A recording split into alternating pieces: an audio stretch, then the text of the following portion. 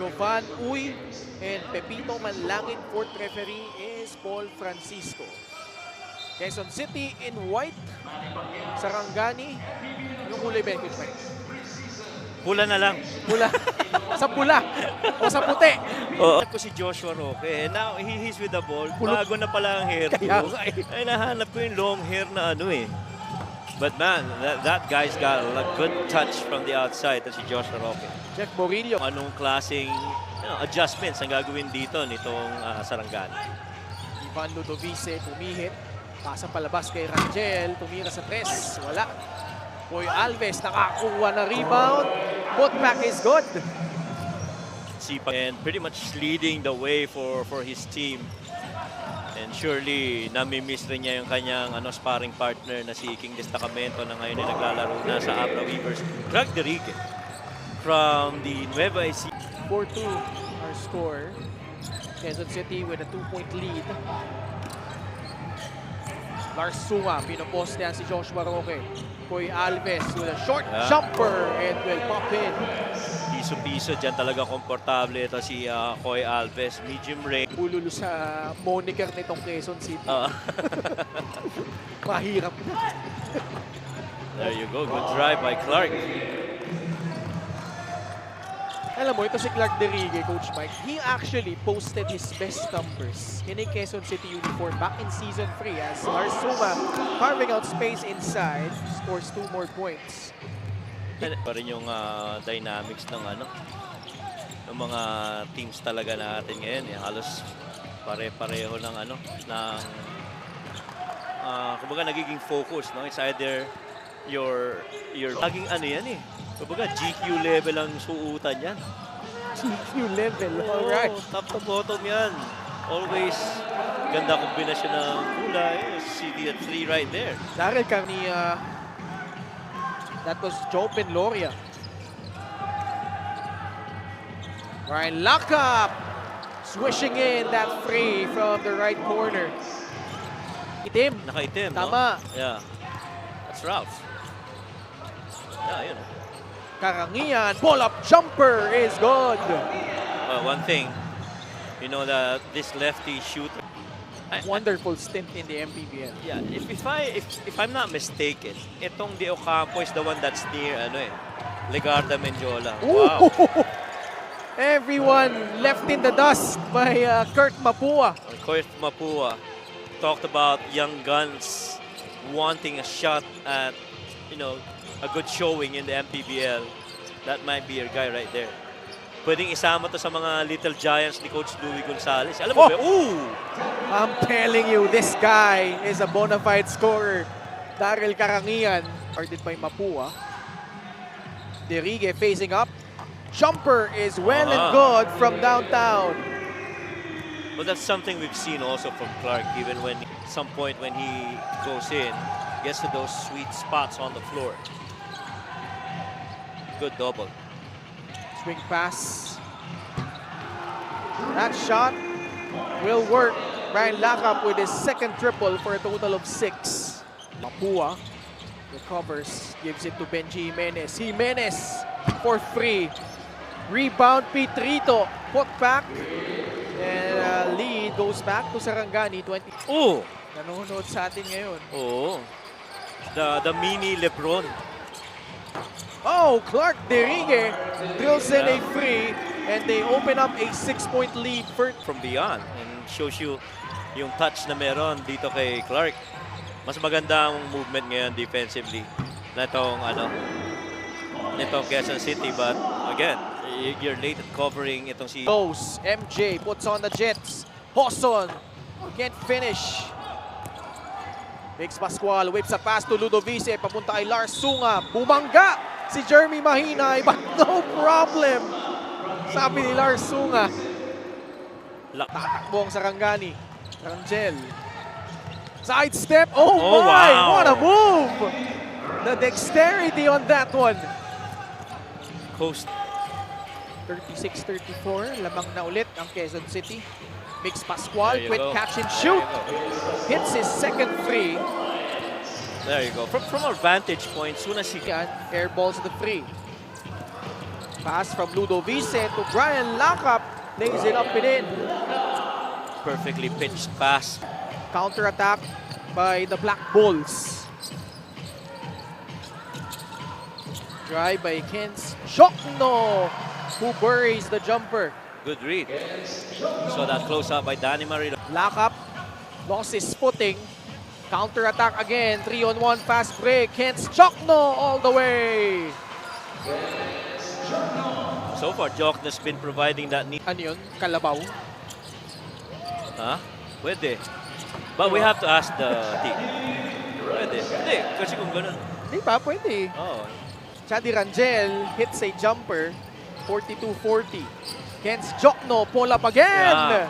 I'm telling you, this guy had a stellar season with Makati back in season 4. Na mga ganung cup, ramdam mo yung talagang pagmamahal sa loob ng basketball. Ano?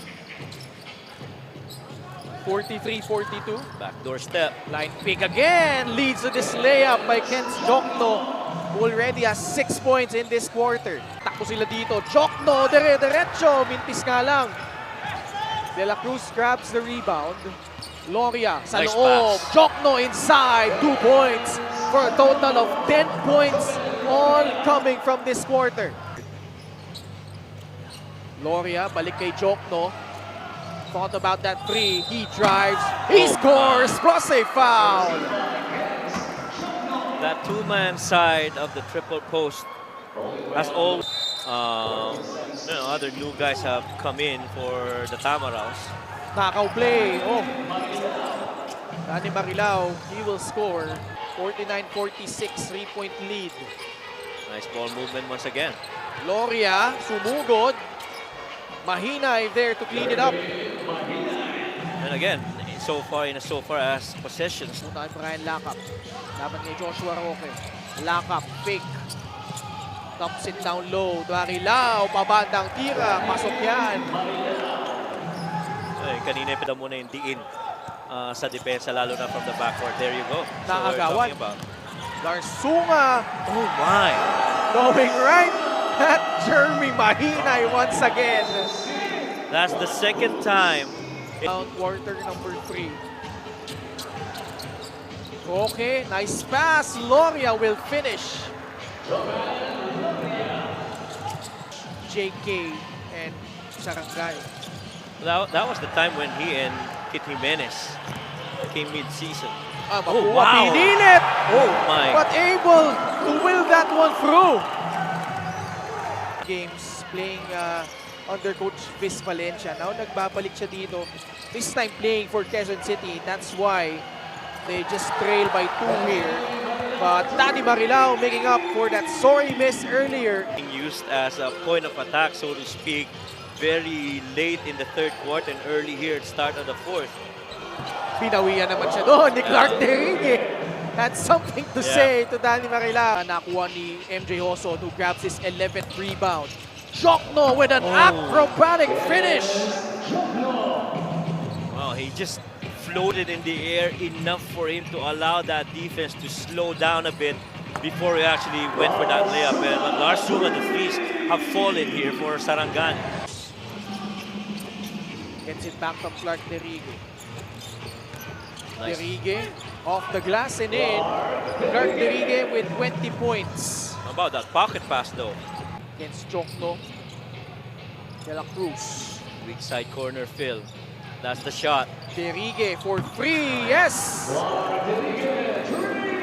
Well, they run that weak side corner fill.